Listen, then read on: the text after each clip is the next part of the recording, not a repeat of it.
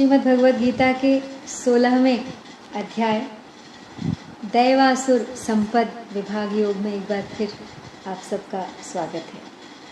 अब तक इस अध्याय से हम पढ़ चुके हैं 10 श्लोक। तो पिछली बार हमने कुछ आसुरी संपत्तियों का वर्णन सुना था। इसी प्रसंग को आगे बढ़ाया जाएगा। तो एक बार दोहरा लेते हैं। भगवान ने जिन जिन संपत्तियों को, जिन जिन प्रवृत्तियों को आसुरी बताया है। तो दे मोक्ष दैवी बांधती है आसुरी संपत्ति, मत शोक अर्जुन कर हुआ तू दैव संपद कुल। दो भांति की है सृष्टि दैवी आसुरी संसार में, सुन आसुरी अब पार्थ दैवी कह चुका विस्तार में। क्या है प्रवृत्ति निवृत्ति जग में जानते आसुर नहीं, आचार सत्य विशुद्धता होती नहीं उनमें कहीं। कहते असुर झूठा जगत बिन ईश बिन आधार है, केवल परस्पर योग से बस भोग हित संसार है।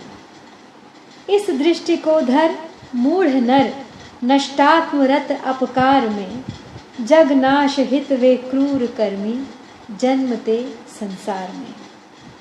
मदमान दंभ विलीन काम अपूर का आश्रय लिए, वर्ते अशुच नर मोह वश होकर असत आग्रह किए। तो सत्कर्म सद्भाव और सद्विचारों के अभाव में उन आसुरी प्रकृति वालों के नियम भाव और आचरण अब किस उद्देश्य को लेकर और किस प्रकार के होते हैं, उनको आगे के 2 श्लोकों में भगवान बता रहे हैं।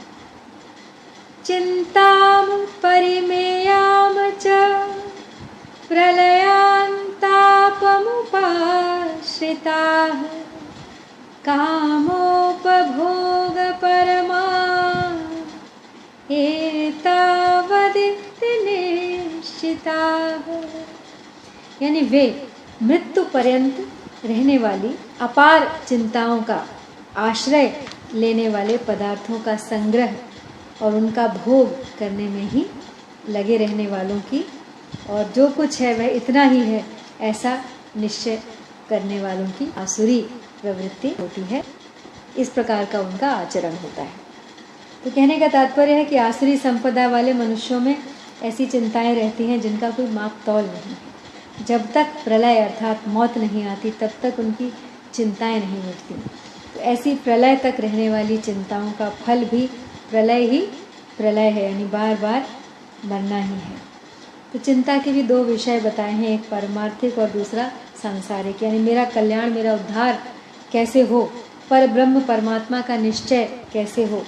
इस प्रकार जिनको परमार्थिक चिंता होती है वे श्रेष्ठ है, परंतु आसुरी संपदा वालों को ऐसी चिंता नहीं होती। वे तो इसके विपरीत सांसारिक चिंताओं के आश्रित होते हैं कि हम कैसे जिएंगे, अपना जीवन निर्वाह कैसे करेंगे, हमारे बिना बड़े बूढ़े किसके आश्रित जिएंगे, हमारा मान आदर प्रतिष्ठा इज्जत प्रसिद्धि नाम आदि कैसे बने रहेंगे, बाल बच्चों की क्या दशा होगी, मर जाएंगे तो धन संपत्ति जमीन जायदाद का क्या होगा, धन के बिना हमारा काम कैसे चलेगा, धन के बिना मकान की मरम्मत कैसे होगी, जो कुछ हम छोड़ जाएंगे उसका क्या होगा। अब मनुष्य व्यर्थ में चिंता करता है। देखा जाए तो निर्वाह तो होता है, निर्वाह की चीज़ें तो बाकी रहेंगी और उनके रहते हुए ही मरेंगे। तो अपने पास एक लंगोटी रखने वाले विरक्त से विरक्त भी फटी लंगोटी और फूटी तुम्बी बाकी बचती है और मरता है पहले। तो ऐसे ही सभी व्यक्ति वस्तु आदि के रहते हुए ही मरते हैं। यह नियम नहीं है कि धन पास में होने से आदमी मरता न हो। धन पास में रहते रहते ही मनुष्य मर जाता है और धन पड़ा रहता है, काम में नहीं आता। तो परिशिष्ट भाव यहाँ पे यही है कि भोग और संग्रह में लगा हुआ मनुष्य अंधा हो जाता है। वह न तो संसार को जान सकता है और न परमात्मा को ही जान सकता है। अस्वाभाविक में स्वाभाविक बुद्धि होने के कारण उसकी दृष्टि परमात्मा की तरफ जा ही नहीं सकती। वह अस्वाभाविक संसार को ही सच्चा मानता है। वस्तुएं विनाशी हैं और आप अविनाशी है, फिर पूर्ति कैसे हो? नाशवान के द्वारा अविनाशी की पूर्ति कैसे हो सकती है? आशापाश शतैर्बद्धाः काम क्रोध परायणाः ईहन्ते काम भोगार्थम् अन्यायेन अर्थ संचयान। यानी वे आशा की सैकड़ों फांसियों से बंधे हुए मनुष्य काम क्रोध के परायण होकर पदार्थों का भोग करने के लिए अन्यायपूर्वक धन संचय करने की चेष्टा करते हैं। कहते हैं कि प्रारब्ध पहले रचा पीछे रचा शरीर, तुलसी चिंता क्यों करे भजले श्री रघुवीर। मुर्दे को हरि देत है कपड़ों लकड़ी आग, जीवित नर चिंता करे उनका बड़ा अभाव। धान नहीं धीणो नहीं, नहीं रुपयो रोक, जीमण बैठे रामदास आन मिले सब थोक। ऐसे ही स्वर्ग को मानने वाला सकाम मनुष्य भी कहता है कि स्वर्ग से बढ़कर और कुछ नहीं है। ना अन्यदस्तीति वादिनः, उनकी यही कामना रहती है कि मरने के बाद हम स्वर्ग में जाएंगे, वहाँ के दिव्य भोगों को भोगेंगे। स्वर्ग के भोगों के सामने यहाँ के भोग कुछ नहीं है, वे ऐसा मानते हैं। तो आसुरी संपत्ति वाले मनुष्य आशा रूपी सैकड़ों पाशों से बंधे रहते हैं, अर्थात उनको इतना धन हो जाएगा, इतना मान हो जाएगा, शरीर में निरोगता हो जाएगी आदि सैकड़ों आशाओं की फांसियाँ लगी रहती हैं। और आशा की फांसी से बंधे हुए मनुष्यों के पास लाखों करोड़ों रुपए हो जाएं तो भी उनका मंगतापन, भिखमंगापन नहीं मिटता।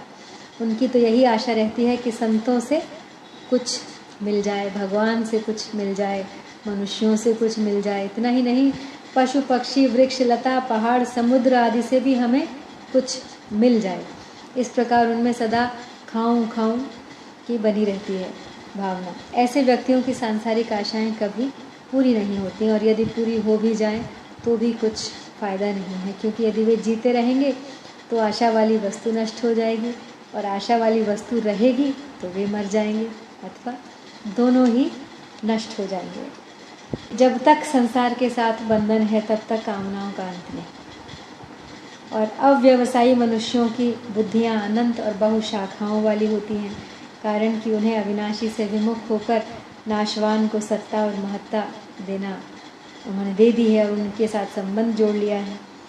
और आसुर स्वभाव वाले लोग काम और क्रोध को स्वाभाविक मानते हैं, काम और क्रोध के सिवाय उनको कुछ और नहीं दिखता, इससे आगे उनकी दृष्टि जाती ही नहीं है। तो यही उनके परम अयन अर्थात स्थान है। तो मनुष्य समझता है कि क्रोध करने से दूसरा हमारे वश में हो जाएगा, परंतु जो मजबूर लाचार होकर हमारे वश में हुआ तो वह कब तक हमारे वश में रहेगा, मौका पड़ते ही वह घात करेगा। अतः क्रोध का परिणाम बुरा होता है। तो अब आसुर स्वभाव वाले व्यक्ति लोभ, क्रोध और अभिमान को लेकर किस प्रकार के मनोरथ किया करते हैं, उसे क्रमशः आगे के 3 श्लोकों में बता रहे हैं। इदमद्य मया लब्धमिमं प्राप्यसे मनोरथम्, इदमस्तीदमपि मे भविष्यति पुनर्धनम्। तो वे इस प्रकार के मनोरथ किया करते हैं कि इतनी वस्तुएं तो हमने आज प्राप्त कर ली, और अब इस मनोरथ को प्राप्त और कर लेंगे। इतना धन तो हमारे पास है ही, इतना धन और आ जाए, तो बस इसी 99 के जोड़ में भी सदा लगे रहते हैं। तो आसुरी प्रकृति वाले लोभ के परायण होकर मनोरथ करते रहते हैं कि हमने अपने उद्योग से, बुद्धिमानी से, चतुराई से, होशियारी से, चालाकी से इतनी वस्तुएं तो आज प्राप्त कर ली, इतनी और प्राप्त कर लेंगे, इतनी वस्तुएं हमारे पास हैं और आ जाएंगी। हमारा बड़ा लड़का पढ़ा हुआ है, इतना धन वस्तुएं उसके विवाह में आ जाएंगी, इतना धन टैक्स की चोरी से बच जाएगा, इतना ज़मीन से आ जाएगा, इतना मकान के किराए से आ जाएगा, इतना ब्याज से आ जाएगा, वगैरह वगैरह। तो इस तरह से उनकी दृष्टि अपने शरीर तक परिवार पर जाती है। वे उस विषय में मनोरथ करने लग जाते हैं कि ये दवाएं करने से शरीर ठीक रहेगा, ये चीज़ इकट्ठा कर ली जाए तो हम सुख आराम से रहेंगे, एयर कंडीशन गाड़ी हो तो गर्मी नहीं लगेगी, ऐसे वस्त्र मंगा लें जिनसे सर्दी ना लगे, ऐसी बरसाती छाता वगैरह वगैरह। तो ऐसे गहने कपड़े श्रृंगार का सामान मंगा लें जिससे हम सुंदर दिखाई दें इत्यादि। इन सब से मनुष्य बच नहीं सकता, लेकिन कितना भी चाहे साधारण मनुष्य के वश में नहीं है इन सब वृत्तियों से बचना। ऐसे मनोरथ करते करते उनको यह याद नहीं रहता कि हम बूढ़े हो जाएंगे तो इस सामग्री का क्या करेंगे, और मरते समय यह सामग्री हमारे काम आएगी। अंत में संपत्ति का मालिक कौन होगा? बेटा तो कपूत है, अतः वह सब नष्ट कर देगा। मरते समय यह धन संपत्ति खुद को दुख देगी। इस सामग्री के लोभ के कारण ही मुझे अपने बच्चों से डरना पड़ता है, नौकरों से डरना पड़ता है कि कहीं ये लोग चोरी न कर लें, हड़ताल न कर दें। अब यहाँ पे प्रश्न है कि दैवी संपत्ति को धारण करके साधन करने वाले साधक के मन में कभी कभी व्यापार आदि के कार्यों को लेकर इतना काम हो गया, इतना काम करना बाकी है, इतना आगे हो जाएगा, इतना पैसा आ गया, इतना टैक्स देना है, ये सब स्फुरणाएँ कामनाएँ होती हैं। अब ऐसी ही स्फुरणाएँ जो होती हैं वो जड़ता का उद्देश्य है और आसुरी संपत्ति वालों के मन में भी होती हैं। तो इन दोनों की वृत्तियों में अंतर क्या हुआ? तो क्या इंसान कर्म ना करे, व्यापार ना करे, नौकरी ना करे? तो उत्तर यहाँ पे यही है कि दोनों की वृत्तियाँ एक सी दिखने पर भी उनमें अंतर है। साधक का उद्देश्य परमात्मा प्राप्ति का होता है, अतः वह उन वृत्तियों में तल्लीन नहीं होता। वह कर्म सब करता है लेकिन उनसे लिप्त नहीं होता। परंतु आसुरी प्रकृति वालों का उद्देश्य धन इकट्ठा करने और भोग भोगने का रहता है और वे उन वृत्तियों में ही तल्लीन होते हैं। तात्पर्य यह है कि दोनों के उद्देश्य भिन्न भिन्न है और दोनों में अंतर है। एक अपने जीवनोपार्जन के लिए करता है, आवश्यक कर्तव्य है उनकी पूर्ति के लिए धनोपार्जन करता है, परमात्मा प्राप्ति के लिए भी धनोपार्जन करता है, लेकिन दूसरा केवल सुख भोग की इच्छा से धनोपार्जन करता है।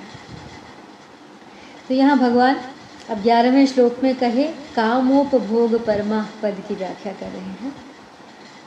असौ मया हतः शत्रुः हनिष्ये चापरानपि ईश्वरो अहमहं भोगी सिद्धो अहम बलवान सुखी। यानी वह शत्रु तो हमारे द्वारा मारा गया और दूसरे शत्रुओं को भी हम मार डालेंगे। हम ईश्वर सर्व समर्थ हैं, हम भोग भोगने वाले हैं, हम सिद्ध हैं, हम बड़े बलवान हैं और सुखी हैं। तो यहाँ पे आसुरी संपदा वाले व्यक्ति क्रोध के परायण होकर इस प्रकार के मनोरथ करते हैं। जैसे कि वो हमारे विपरीत चलता था, हमने उसे मार दिया, और कोई भी हमारे विपरीत चलने का साहस करेगा तो उसको भी ऐसा ही दंड मिलेगा। कोई हमारी बराबरी नहीं कर सकता, हमारे पास क्या नहीं है, इस प्रकार का दम्भ वे पाल लेते हैं।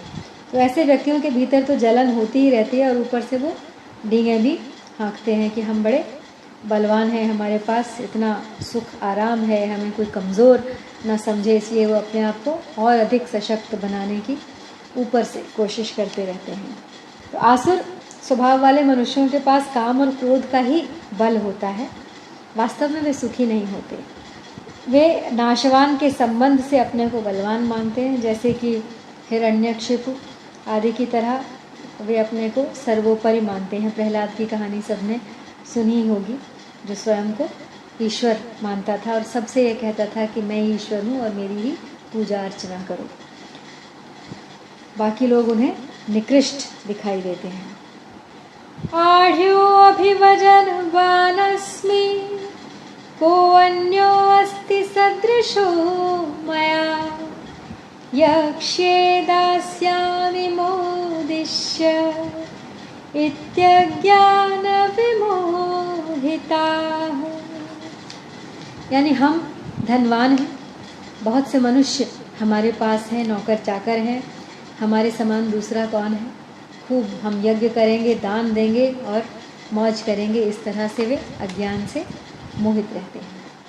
तो आसुर स्वभाव वाले व्यक्ति अभिमान से परायण होकर इस तरह के मनोरथ करते हैं कि कितना धन, सोना चांदी, मकान, खेत, ज़मीन हमारे पास है और कितने अच्छे अच्छे ऊंचे पदाधिकारी हमारे पक्ष में हैं, जिनके बल पर हम रिश्वत, सिफारिश से जो चाहे वो कर सकते हैं।